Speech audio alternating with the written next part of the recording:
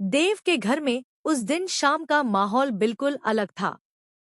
हवा जैसे कुछ अनकहा सच बताने को बेचैन हो, और घर के आंगन में फैली खामोशी किसी बड़े तूफान की आहट दे रही थी। पूरे परिवार को अंदाजा भी नहीं था कि आज उनके सामने ऐसा सच खुलने वाला है जो न सिर्फ रिश्तों को हिला देगा, बल्कि हर किसी के दिल में सवालों का तूफान खड़ा कर देगा।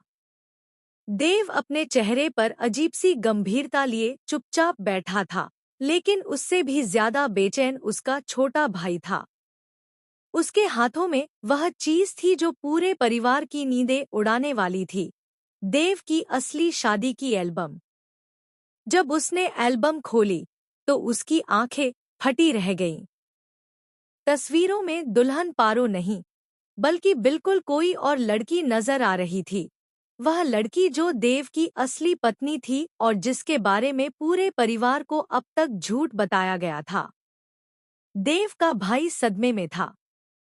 उसने बिना एक पल गवाए सीधा देव के कमरे की ओर कदम बढ़ाए। कमरे में दाखिल होते ही उसने तेज आवाज में कहा, देव, मुझे सच पता चल गया है। ये पारो तुम्हारी पत्नी नहीं है। देव ने गहरी सांस ली। उसके चेहरे पर जैसे वर्षों से छुपे बोझ का भार उतरने वाला हो।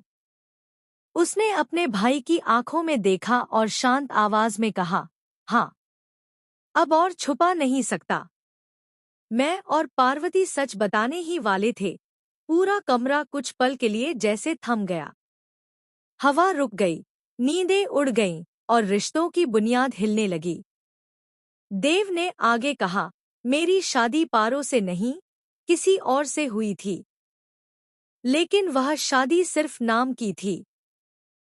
जिस लड़की से मेरी शादी हुई थी, वह किसी और से प्यार करती थी। उसने शादी की रात ही सब स्वीकार कर लिया और फिर अपने प्रेमी के साथ मुझे हमेशा के लिए छोड़कर चली गई। मैंने यह बात किसी से नहीं कही, क्योंकि उस लड़की की मां ने मुझसे उसका सच छुपाने की गुहार की थी। मैं मजबूर था, और उस मां के सम्मान में मैंने सब सह लिया। देव की आवाज टूटने लगी, लेकिन फिर भी उसने खुद को संभाला।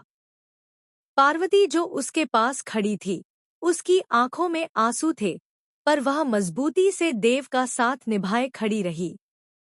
और पार्वती, देव ने उसकी ओर देखते हुए कहा, यह वह लड़की नहीं है जिससे मेरी शादी हुई थी।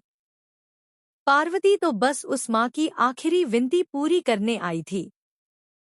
मैंने वादा किया था कि मैं इसे इस मुसीबत में अकेला नहीं छोड़ूंगा।